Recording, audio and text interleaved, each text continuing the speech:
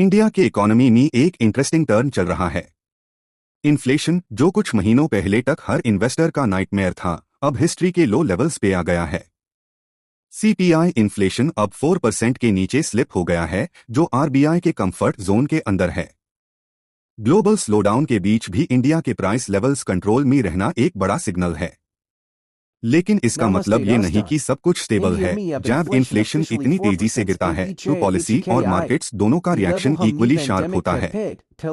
आज के वीडियो में हम समझेंगे कि ये इन्फ्लेशन क्रैश आपके पोर्टफोलियो, क्रिप्टो एक्सपोजर और लॉन्ग टर्म वेल्थ के लिए क्या सिग्नल भेज रहा है।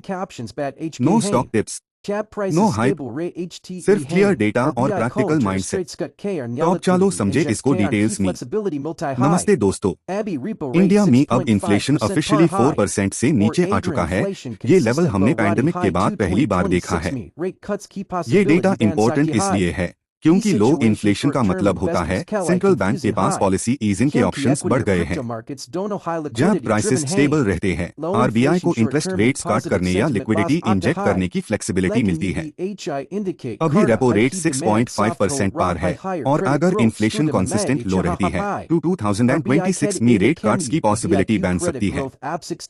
ये सिचुएशन शॉर्ट टर्म इन्वेस्टर्स के लिए कंफ्यूजिंग है क्योंकि इक्विटी और क्रिप्टो मार्केट्स दोनों हाई लिक्विडिटी ड्रिवन हैं।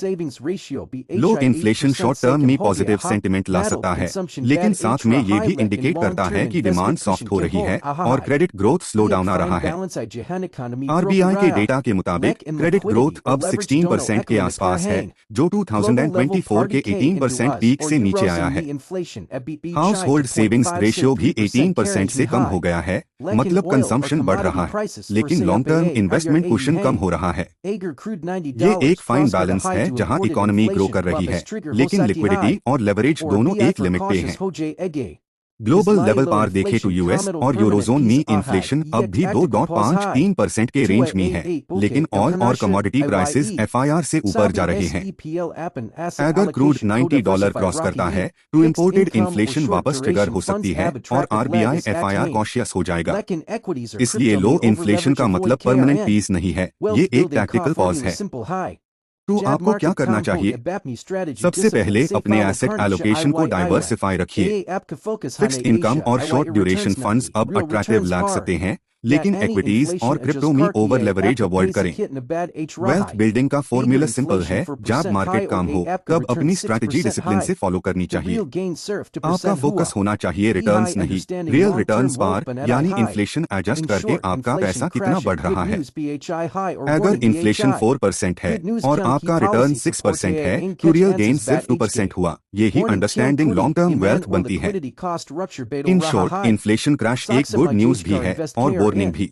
गुड न्यूज क्योंकि पॉलिसी सपोर्ट आने के चांसेस बढ़ गए।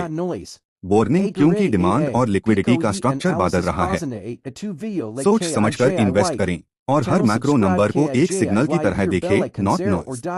अगर आपको ये एनालिसिस पसंद आया तो वीडियो लाइक कीजिए, चैनल सब्सक्राइब कीजिए और बेल आइकन जरूर दबाइए। मैं मिलता हूँ नेक्स्ट वीडियो में, जहां हम डिस्कस करेंगे कि लो इन्फ्लेशन के बाद इंडिया में इंटरेस्ट रेट साइकिल कैसा शेप ले सकता है।